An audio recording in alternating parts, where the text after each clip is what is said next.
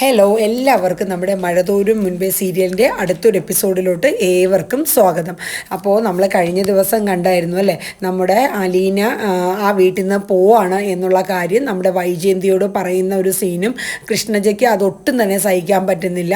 അതോടൊപ്പം തന്നെ നമ്മുടെ ബാലചന്ദ്രനെ വിളിച്ചിട്ട് കിട്ടുന്നില്ല. ആ ഒരു ഇതോടുകൂടിയാണ് നമ്മൾ വൈൻഡപ്പ് ചെയ്തത്. അപ്പോൾ ഇനി വരുന്ന എപ്പിസോഡുകളിൽ എന്തൊക്കെയാണ് എന്നുള്ളതൊക്കെ നമുക്ക് നോക്കാം.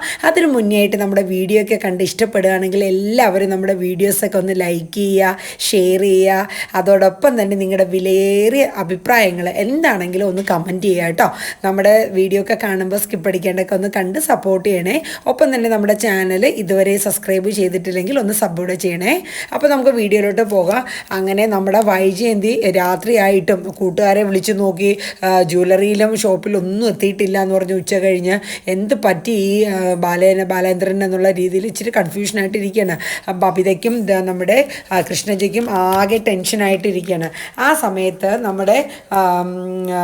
നമ്മുടെ അലീനയും അറിഞ്ഞായിരുന്നു ഇങ്ങനെയാണ് നമ്മുടെ ബാലേന്ദ്രൻ സാറെ വിളിച്ചിട്ട് എടുത്തില്ല എന്നുള്ള കാര്യമൊക്കെ അറിഞ്ഞായിരുന്നു. അപ്പോൾ അലീനയും വിളിക്കുന്നുണ്ട്. അപ്പോൾ ആ സമയത്ത് അലീന വിളിച്ച് നോക്കിയപ്പോൾ ബാലേന്ദ്രൻ്റെ ഫോൺ സ്വിച്ച് ഓഫ് ആണ്. അപ്പോൾ ബാലേന്ദ്രൻ ഒരു സ്ഥലത്ത് ചെന്ന് റൂമൊക്കെ എടുത്തിട്ട് ഫുൾ ടാങ്ക് പെട്രോളൊക്കെ അടിച്ച് ഇങ്ങനെ എങ്ങോട്ടോ ദൂരെ ഒരു ഇതിൻ്റെ പൂർവ്വകാല കഥകൾ അറിയാനായിട്ടുള്ള ആ ഒരു മനോഭാവവും എന്ത് ചെയ്യണമെന്ന് ബാലേന്ദ്രന് അറിയാത്തൊരു സിറ്റുവേഷനാണ് അല്ലേ. അപ്പോൾ ആ ഒരു സിറ്റുവേഷൻ ഒന്ന് ആലോചിച്ച് നോക്കും. നമുക്ക് ഇത്രയും വർഷം 3 മക്കളുടെ അമ്മ താൻ സ്നേഹിച്ച് വിവാഹം ചെയ്ത വൈജയന്തി കല്യാണത്തിന് മുന്നേ ഒരു അവിഹിത ബന്ധമുണ്ടെന്നും അതിലൊരു കുഞ്ഞുണ്ടെന്നൊക്കെ അറിയുമ്പോഴുള്ള ഒരു മാനസികാവസ്ഥ എന്ന് പറയുന്നത് ഒരു വല്ലാത്ത ഒരു ഇത് തന്നെയാണ്. ആ ഒരു ഘട്ടമാണ് ഇപ്പോൾ ബാലചന്ദ്രൻ കടന്നുകൊണ്ടിരിക്കുന്നത്. അപ്പോൾ അങ്ങനെ ബാലചന്ദ്രൻ ആ റൂമെടുത്ത് അവിടെ ആകെ ടെൻഷനായിട്ട് ഇങ്ങനെ ഇരിക്കുകയാണ്. അത് കഴിഞ്ഞ് നമ്മുടെ അലീന നമ്മുടെ മുത്തശ്ശിയുടെ റൂമിലോട്ട് ചെല്ലുകയാണ്. എന്നിട്ട് മുത്തശ്ശിയോട് പറയുന്നുണ്ട്, മുത്തശ്ശി ഞാൻ നാളെ പോവാണ്. നീ എന്താ കൊച്ചേ ഈ പറയുന്ന പോവുക, എങ്ങോട്ട് പോണു? അത് മേഡം എന്നോട്ട് പറയണതായി. ഞാൻ ഇവിടെ നിന്നിട്ട് ഒരുപാട് പ്രശ്നങ്ങൾ, എന്ത് പ്രശ്നം, ആർക്ക് എന്ത് പ്രശ്നം മോളെ, നീ എങ്ങും പോകണ്ടടി മോളെ. അതല്ല മുത്തശ്ശി, പല കാരണങ്ങളുണ്ട്. മേഡത്തിന് ഇഷ്ടമല്ല, പിന്നെ രോഹിത്താണെങ്കിലും എന്നെ കാണുമ്പോൾ ഉള്ളൊരു ഇത്, നീ അവരെയൊന്നും നോക്കണ്ട, എൻ്റെ കാര്യമൊക്കെ നീ പോയാൽ എങ്ങനെ ശരി, അത് ഞാൻ പോയാൽ വേറൊരാൾ വരും മുത്തശ്ശി. അങ്ങനെ പറയല്ലേ മോളെ, നീ എന്തിനാ പിന്നെ എൻ്റെ മനസ്സിലൊക്കെ ഇത്രയും ഇടം പിടിച്ചെടുത്തത്? എനിക്ക് സഹിക്കാൻ പറ്റില്ല മോളെ, നീ പോവരുത്, നീ എൻ്റെ ഒരു കുഞ്ഞുമോളെ പോലെ ഞാൻ കണ്ടേക്കണം, നീ പോവല്ലേ മോളെ എന്നൊക്കെ പറയുന്നുണ്ട്. അത് സാരമില്ല മുത്തശ്ശി, കാര്യം ഞാനിവിടെ നിൽക്കും തോറും ഈ വീട്ടിലെ പ്രശ്നങ്ങൾ ഏറി വരും. അങ്ങനെ പറയുന്ന സമയത്ത് നമ്മുടെ മുത്തശ്ശിയുടെ ഫോണിലൊരു കോള് വരികയാണ്. അപ്പോൾ നോക്കുമ്പോൾ നമ്മുടെ രേവതി കുട്ടിയാണ്. അപ്പോൾ മുത്തശ്ശി രേവതി വിളിക്കുന്നുണ്ട്, ഞാൻ ഇപ്പോൾ വരാമെന്ന് പറഞ്ഞിട്ട് പുറത്തോട്ട് പോയി സംസാരിക്കണം. അപ്പോൾ രേവതി കുട്ടി വിളിച്ചപ്പോൾ വിശേഷങ്ങൾ എന്തൊക്കെയാണ്, നമ്മുടെ ഷെറിൻ്റെ വീട്ടിൽ പോയ കാര്യവും അവിടെ എന്തൊക്കെയോ ദുരൂഹതകളുണ്ട് അലീന ചേച്ചി. കാര്യം ഷെറിൻ ചേച്ചിയുടെ കല്യാണം ഓൾറെഡി 2 കൊല്ലം മുന്നേ കഴിഞ്ഞു. പക്ഷേ അതിന് മുന്നേ ആയിട്ട് ജീവേട്ടൻ്റെ, അതായത് നമ്മുടെ മാമച്ചൻ്റെയും നമ്മുടെ ഗ്രേസമ്മയുടെയും മരിച്ചുപോയ മകനായ ജീവൻ്റെ ഒരു കുഞ്ഞ് നമ്മുടെ ഷെറിൻ്റെ വയറ്റിലുണ്ടായിരുന്നു എന്നും ആ കുഞ്ഞിന് എന്തു പറ്റിയെന്നുള്ളതിനെ കുറിച്ചൊന്നും ഒരറിവുമില്ല.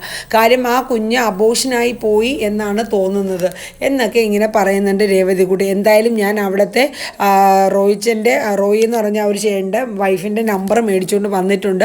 ഇനി സാവകാശം നമുക്ക് വിവരങ്ങളൊക്കെ വിളിച്ച് തിരക്കണം. എന്തോ ഒരു ട്രാജഡി അവിടെ സംഭവിച്ചിട്ടുണ്ട്, എന്താണെന്ന് മനസ്സിലാവുന്നില്ല എന്ന് രേവതി പറഞ്ഞു. അപ്പോൾ രേവതി കുട്ടി എന്നിട്ട് അലീനയോട് ചേച്ചി അവിടുത്തെ കാര്യങ്ങളൊക്കെ എന്തായി മോളെ, ഞാൻ നാളെ അങ്ങോട്ട് വരാമെന്ന് വിചാരിക്കുന്നു. അപ്പോൾ ചേച്ചി അവിടെ നിന്ന് ഇറങ്ങാൻ തീരുമാനിച്ചോ? എന്തായി അവിടെ പ്രശ്നങ്ങളൊക്കെ? ഒന്നും പറയണ്ട മോളെ, എല്ലാം പ്രശ്നങ്ങൾ തന്നെയാണ്. ബാലേന്ദ്രൻ സാറാണെങ്കിൽ വിളിച്ചിട്ടെടുക്കുന്നില്ല. ഇവിടെ ആകെ പ്രശ്നം, ഞാൻ നിൽക്കുന്നതാണ് ഇവിടുത്തെ മെയിൻ പ്രശ്നം. അപ്പോൾ അതുകൊണ്ട് എന്തായാലും ഞാൻ ഇറങ്ങണം. ചേച്ചി ധൈര്യത്തിൽ പോരും. ചേച്ചി വരുന്നത് ഗ്രേസമ്മയ്ക്കും മാമച്ചനങ്ങളിലും എന്തായാലും വലിയ സന്തോഷം തന്നെ ആയിരിക്കും. ചേച്ചി ധൈര്യമായിട്ട് പോരും. നമുക്ക് ഇവിടെ നിന്നിട്ട് വേറെ എന്തെങ്കിലും ഒരു പണിയും കൂടെയൊക്കെ നമുക്ക് നോക്കാമെന്ന് രേവതിക്കുട്ടി പറയുന്നു. അത് കഴിഞ്ഞ് കാണിക്കുന്ന സീന് നമ്മുടെ കൃഷ്ണജ മുത്തശ്ശിയുടെ റൂമിൽ വരെയാണ്. കൃഷ്ണജയ്ക്കാണെങ്കിൽ ഒരു സമാധാനവുമില്ല. കാര്യം എന്താണെന്ന് വെച്ചാൽ നമ്മുടെ അലീന ചേച്ചി നാളെ പോവും. മുത്തശ്ശി എന്ത് പറഞ്ഞിട്ടാണെങ്കിലും അമ്മയോടൊന്ന് സംസാരിക്കണം. അലീന ഇവിടെ നിന്ന് പറഞ്ഞു വിടുകയാണെങ്കിൽ ഞാൻ ഇനി ഇവിടെ നിൽക്കില്ല എന്നും എന്നെ വേറെ എങ്ങോട്ടെങ്കിലും കൊണ്ടാക്കുക, എനിക്ക് അലീന മതി, നീയാണോ തീരുമാനിക്കണം, അങ്ങനെയൊക്കെ ഇത്തിരി ദേഷ്യപ്പെട്ട് ഉത്തരവാദിത്വത്തോടെ ഒന്ന് സംസാരിക്കുന്നത് നമ്മുടെ കൃഷ്ണജ അലീനയോട് പറയുന്നുണ്ട്. അപ്പോൾ ഇതൊക്കെ കേട്ടിട്ട് കൃഷ്ണജ പറഞ്ഞു, ബാലേന്ദ്രൻ അലീന നമ്മുടെ മുത്തശ്ശി പറഞ്ഞു, ബാലേന്ദ്രൻ പറഞ്ഞാൽ കൂടി നിൻ്റെ അമ്മ കേൾക്കില്ല, പിന്നെയാണ് എൻ്റെ മോള് വൈജ ഞാൻ പറഞ്ഞാൽ കേൾക്കുന്നത്, നിനക്കറിയില്ല അവളുടെ സ്വഭാവം എന്ന് നമ്മുടെ മുത്തശ്ശി പറയുന്നുണ്ട്. അപ്പോൾ കൃഷ്ണജ പറഞ്ഞു, എന്താണെങ്കിലും കുഴപ്പമില്ല മുത്തശ്ശി, എൻ്റെ സ്വന്തം ചേച്ചി പോലെ അലീന ചേച്ചി, സ്കൂളിൽ ഒരു ടിഫിൻ തന്ന് വിട്ടിരുന്നാലും അതിൽ ഇഷ്ടമുള്ള കറികൾ വീട്ടിൽ വന്നിരുന്നാലും ചേച്ചി എല്ലാം അറിഞ്ഞ് ഇഷ്ടത്തോടു കൂടി ചെയ്തു തരണം എൻ്റെ സ്വന്തം ചേച്ചി. ബബിത ചേച്ചി പോലും ഇത്രയും ഒരു സ്നേഹം നമ്മളോട് കാണിക്കാം. അതുകൊണ്ട് മുത്തശ്ശി എങ്ങനെയെങ്കിലും അമ്മയോട് ഒന്ന് പറയണം. അതോടെ മുത്തശ്ശി അത്രയും ആ രീതിയിലൊക്കെ പറയുമ്പോൾ, അതായത് ഇവിടെ നിൽക്കില്ല, അലീന ഇല്ലെങ്കിൽ ഞാൻ നിൽക്കില്ല എന്നൊക്കെ ഒന്ന് മുത്തശ്ശി പറഞ്ഞു നോക്ക്. അപ്പോൾ ചിലപ്പോൾ എന്തെങ്കിലും ഒരു മാറ്റം വന്നാൽ നോക്കട്ടെ, ഞാനൊന്ന് സംസാരിച്ച് നോക്കാം എന്ന് പറയുന്നുണ്ട്. അപ്പോൾ ആ സമയത്ത് നമ്മുടെ വൈജ വീണ്ടും നമ്മുടെ ബാലചന്ദ്രനെ വിളിക്കുകയാണ്. അപ്പോൾ ബെല്ലടിക്കുന്നുണ്ട്, പക്ഷേ കോൾ എടുക്കുന്നില്ല. ആ സമയത്ത് ബാലചന്ദ്രൻ അവിടെ നിന്ന്, നീ വിളിക്കടി, ഇനി നിൻ്റെ കോള് ഞാൻ എടുക്കുന്നത് നിൻ്റെ അവസാനത്തിലായിരിക്കും എന്നാണ് ബാലചന്ദ്രൻ്റെ മനസ്സിലെ ആ ഒരു ദേഷ്യത്തോടുകൂടെ ചിന്തിക്കുന്നത്. വൈജ നിന്ന് വിളിക്കുകയാണ്. അപ്പോൾ നമ്മുടെ ബബിതയും കൃഷ്ണയും റൂമിലോട്ട് വരുന്നുണ്ട്. അമ്മയെ അച്ഛൻ വിളിച്ചിട്ടെടുത്ത്, ഇല്ല മോളെ ഇതുവരെ എടുക്കുന്നില്ല, എന്ത് പറ്റിയെന്നറിയില്ല. ഈ വിവരം അറിഞ്ഞ അലീനയും വിളിക്കുന്നുണ്ട്, എന്തു പറ്റി, ബാലേന്ദ്രൻ സാർ എന്തായിരിക്കും കോൾ എടുക്കാത്ത, ആരുടെയും കോള് ബാലചന്ദ്രൻ എടുക്കുന്നില്ല. കാര്യം ജീവിതത്തിൽ ഏറ്റവും കൂടുതൽ താങ്ങാവുന്നതിനേക്കാൾ ഏറ്റവും വലിയൊരു സങ്കടമാണ് ബാലചന്ദ്രൻ ഇപ്പോൾ നേരിട്ടുകൊണ്ടിരിക്കുന്നത്. അങ്ങനെ അലീനയ്ക്ക് മനസ്സിലാവുന്നില്ല ഇത് എന്തൊക്കെയാണ് ഇവിടെ നടക്കുന്നത്, നാളെ ഞാൻ എന്തായാലും പോകാനിരിക്കുന്നു എന്നുള്ളൊരു കാര്യവും തീരുമാനിച്ചിട്ടുണ്ട്. അപ്പോൾ വൈജയന്തിക്ക് മനസ്സിലാവുന്നില്ല ഇതെന്താ പറ്റി, ബാലചന്ദ്രന് എന്തോ പ്രശ്നം ഉണ്ടായിട്ടുണ്ടല്ലോ, അതെന്താണെന്ന് വൈജയന്തിക്ക് എത്ര ചിന്തിച്ചിട്ട് മനസ്സിലാവുന്നില്ല.